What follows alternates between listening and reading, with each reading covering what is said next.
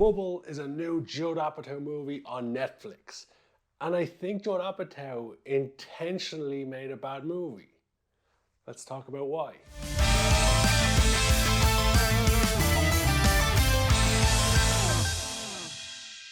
Now, before we jump fully into this review, I just want to state, I think it's very coincidental this film's coming out on April 1st, and I would not be surprised to find out this film itself is an April Fool's joke, because it surely has to be. It's so damn bad, it could only be an April Fool's joke. And I fully suspect there's going to be something where only journalists get this movie, it's only in the press preview section, and you know, a lot of people are left with egg on their face because they're giving out ranting and raving about this movie, saying, why would anyone invest money in this? Especially with the all-star cast in it. That is the only reason I can think why Netflix would greenlight such a bad movie.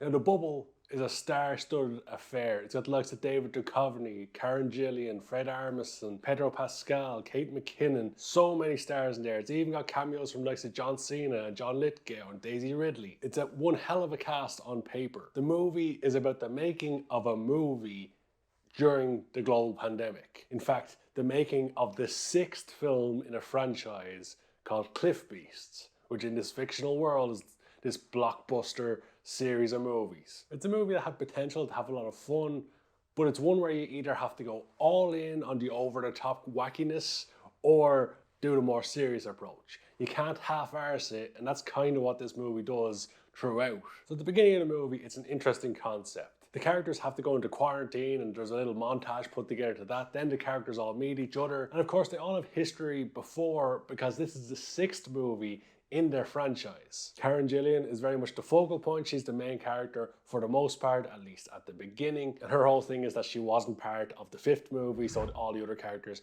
kind of resent her for not being part of that movie, but she's back now. And also there's a girl who's got millions of followers on TikTok, and she's been brought in to make the movie a little bit more relevant. Fred Armisen plays the crazy comedy director. And Fred Armisen is a fantastic comedic actor, but his character is one of those characters that is a problem with the movie, in that he's not quite over the top and he's not quite super serious. He's kind of in the middle. And that makes you wonder at certain points, are you supposed to laugh here, or is this supposed to be serious, or what's going on? The idea behind the movie could be compared to the likes of Tropic Thunder. Tropic Thunder was a movie about the making of a movie, and they went all in, over the top crazy, and it was quite a funny movie. This movie is the same type of thing, and they don't quite go all in on the comedy. They go in a little bit on stupid things. They have a lot of dance scenes in there for the sake of dance scenes. They have Pedro Pascal overdosing. They have a lot of things going on, and they also have a bit of, not quite horror movie, not quite thriller movie, but they have a whole thing of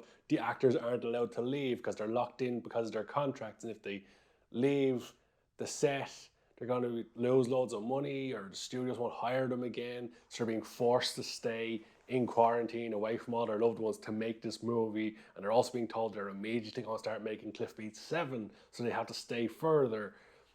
I guess that was supposed to be funny, maybe, who knows. But here is the thing. We can analyze this movie to death, talk about the terrible bits and a few funny bits. But at the end of the day, they made a bad movie. And as I mentioned at the start, I think they intentionally made a bad movie, because there's a scene right at the end of the movie where they more or less break the fourth wall. The characters are talking about the movie they are making, but it's clear they're referencing the movie that they're in being The Bubble. There's basically a joke about the movie being bad, and they know that it's bad, and they know that it's going to be bad. So that scene at the end of the movie, it did make me go, yeah, they clearly know what they were doing. Now, I don't know if this is a case similar to The Matrix Resurrections, where a film director was told by a studio, yeah, we'll back your other project if you do this project for us. That's kind of the message I got from The Matrix Resurrections, that Lana Wachowski was told, we're not going to back any of your other stuff unless you make the next Matrix movie. Judd Apatow was possibly told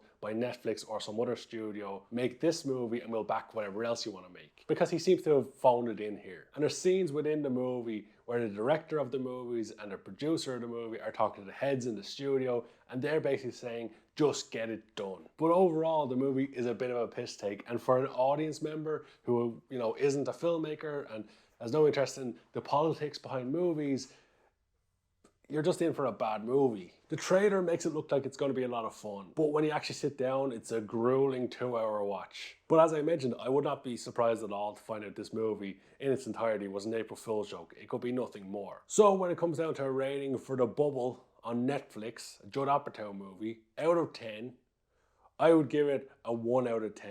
There's not much enjoyable about it at all. It's got a few light laughs, nothing great. It's got a lot of stupidness to it, but I think that was intentional.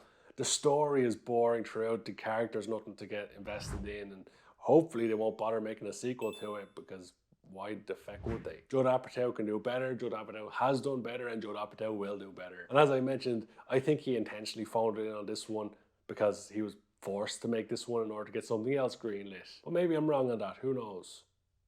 Probably not. Probably right all the time.